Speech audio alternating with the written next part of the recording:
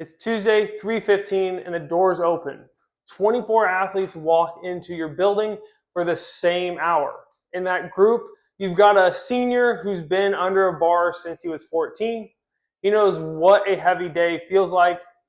He racks his own weight. He doesn't need you for anything except a number. 4 steps behind him is a freshman who has never touched a barbell in his life. He's been watching everyone else to figure out where to stand, and somewhere in the middle, you've got the athlete who looks strong, moves badly, and has never actually been coached. Same room, same 60 minutes, same program on the wall. That moment is where most facility problems quietly break. It's not because the program is bad, it's because nobody ever asks the question the room is asking, which is, who is this written for? The instinct is to split them. By sport, by grade level, by how strong they look walking in. And I understand why. It feels like personalization and individualization. It feels like you're doing the right by the athlete. But every time you split, you've created another program to write, another progression to track, another version of the truth, and another thing that only works when you're in the building to hold it together. 3 programs is not 3 times the service. It's 3 times the failure points. So here's the shift. You do not set your program to the athlete, you set it to the majority training age. And then you let the scale handle the individual. Training age is not chronological. It's not grade. It's not the sport they play. It's definitely not how thick their arms are or how they look. Training age is how long they've been under the structured, coached training. That's only input that predicts what an athlete can actually execute today. And in the builder, it's one setting with 4 options, because 4 is all you need. 0 to 6 months is stage 1. Brand new, no lifting history, worth counting. 6 months to a year is stage 2. 1 to 2 is stage 3. 2+ years is stage 4. You pick the one that describes your majority, and that's what sets everything else for everyone else. Now, here's the part that trips people up and is the actual mechanism, so stay with me. Setting a stage does not lock every athlete into identical work. It sets the starting rung on the ladder, because every movement pattern in the system is a ladder, and it runs from regression to progression. Your bilateral squat goes rack held, counter movement squat, then goblet squat, then front rack, then back squat, then zercher.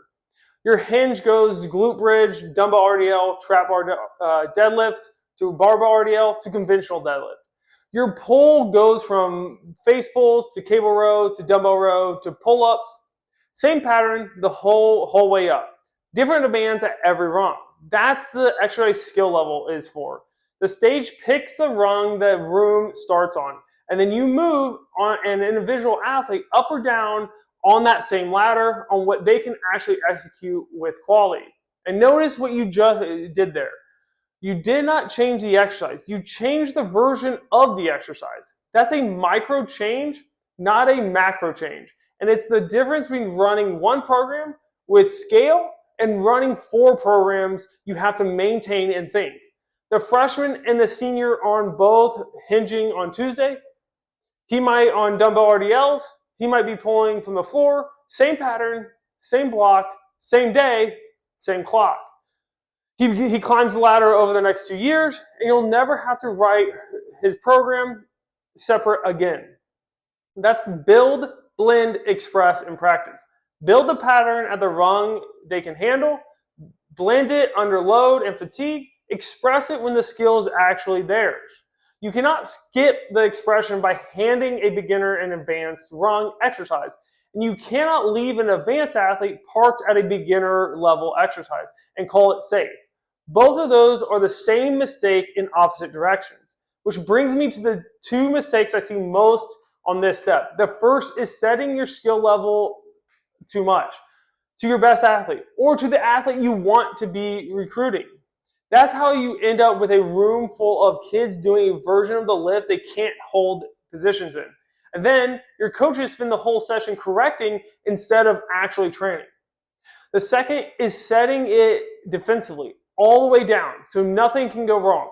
Now, Your advanced athletes are underloaded, they know it, and their buy-in is going to start to drop because of it. Set it to the majority. Scale the outliers on the ladder. That's what the ladder is there for. The other two inputs on this step are quick, but they matter. Your start date is the day of the week, and everything downstream gets stamped off of it. Every session in your calendar inherently is coded from that date. So pick it deliberately, not casually. And then your training days. You tab a day on and you tell it whether or not you lift only, conditioning only, both. And if it's both, are you conditioning first or lifting first? That mode choice is a real decision, not a formality. It determines what the room does at minute 10 and what it says something about the day count. Because owners ask me consistently whether they should be running 4 days or 5 days. More days is not a lever you think it is. Volume is the most important variable in the whole system. And volume is total work accumulated, not the number of appearances. 3 well-structured days where every athlete completes the full daily training will beat 5 loose days where half the room drifts. Days are a constraint. You're handed by a school, schedules, practice, or staffing.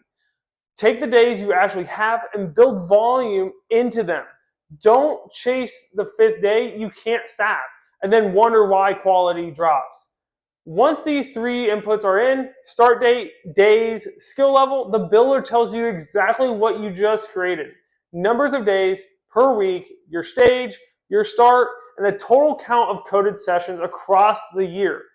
Everyone stamped with a letter code. So any coach can pick any day and knows precisely which session they're running. That's step 3 of the facility system builder. It's free, it's live at stsystem.netlify.app, and it takes about 90 seconds to set. And if you want this installed properly in your specific building, the ladder is written out for every pattern for your staff trained to scale on the fly instead of writing side programs. The whole thing documented so it survives turnover. That's the facility system build, and that's what I do. Reach out and we'll look at how I can work with you specifically on your needs. Next week, we open the day itself and build the daily structure, what actually happens in each block, and why it's built on time instead of on exercise wish lists. And remember, systems drive success. See you next time.